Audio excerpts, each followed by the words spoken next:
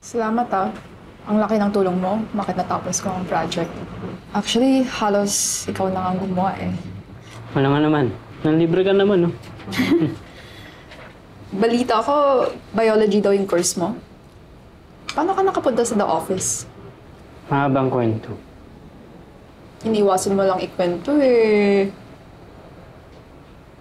Ang totoo niyan, nag-resign ako dahil sa ex ko. Pinasok ko siya sa laboratory namin thinking na magkikita kami araw-araw. Pero yun, pinagpalit ako sa chemist. 6 years yung naging relationship namin. Mula college, magkaklase kami. Naging owner pa ngayon dahil sa akin eh. Alam mo, parang binoyfriend lang niya ako just to advance your game. Kaya nag-break kami, wala talaga ako. Delete social media. Ang natira na lang pang kontak ko sa mga tao, email.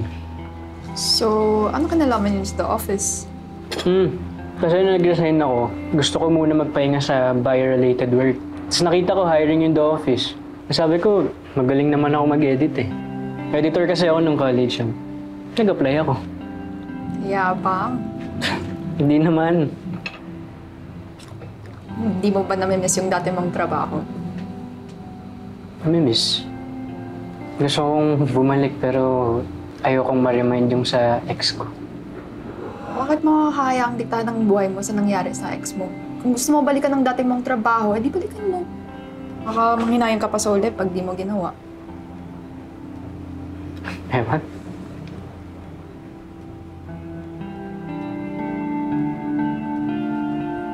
Cute din ng loko. Ano yun?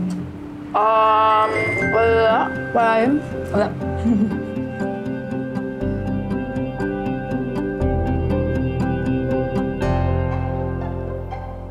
Okay, so didiretso na tayo sa postmortem. Unahin natin si Miss Kang. Masaya ang mga clients sa project na hinahandle niya. Mukhang may katapat ka na, Mr. De Los Marias, by the looks of it. Actually po, si Miguel po yung... It's a win-win for the company po, di ba? Well, looking at your performance, mukhang kailangan mo humabol, Mr. De Los Marias. Hindi mo na-meet ang deadline ng isang client. Buti na lang he knows your capacity, kaya siya nag-extend. What's happening with you? Habol po ako. Huwag po kayo mag-alala.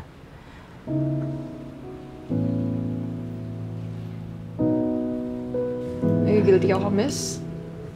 Ginamit ko si Miguel for my own gains, tapos sa the end, siya ang nawalan. Redusoy namin mo din na talagang ginagamit mo si baby boy. Kaya nga nagigilty eh. Pero sa una lang yun. Alam mo, ewan ko na lang sa inyo talaga. Meron akong sariling mga problema. Excuse me.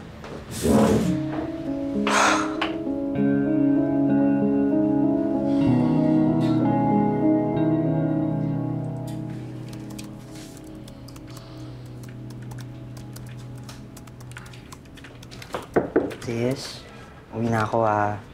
Sige, mauna ka na. May gagawin pa ako. Okay ka lang dito? Okay. See you tomorrow.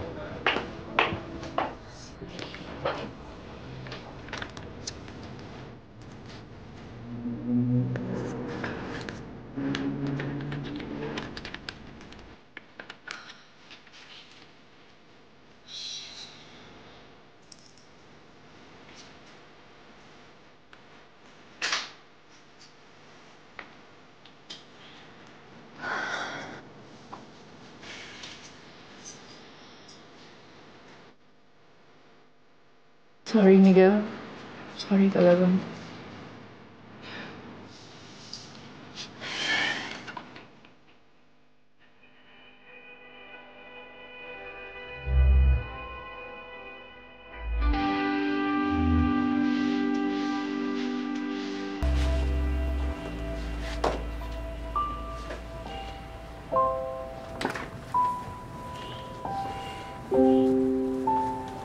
Sorry, pinakilam ko yan.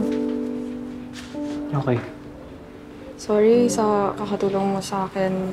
Hindi mo natapos yung sa'yo. Ginawa ko na yan pang bawi. Akala ko, ginawa mo siya kasi nagigilty ka sa panggagamit mo sa akin. Narinig ko kayo ni Miss Jory sa pantry. Pero don't worry. Okay lang naman. Sanay naman ako. Miguel, hindi ko naman yun ginawa in purpose to hurt you. Hindi ko pa naman alam ganun yung hugot mo sa ex mo nun. Hey, aware ka na gagamitin mo lang ako para sa sarili mong kapakanan. Hindi yun unintentional. Sinadya yun. Purposeful. At kaya may karga man ako o wala, hindi yun lisensya to take advantage. Mali ang manggamit ng tao. Maling-mali. I know. Sorry. Sorry talaga. Actually, alam ko naman eh. Kasi di ba, ayaw mo ibigay number mo. Ano pa bang rason nun? Ako naman to si tanga. Wala eh. I also have myself to blame. Sorry, Miguel. Salamat sa paggawa ng task ko.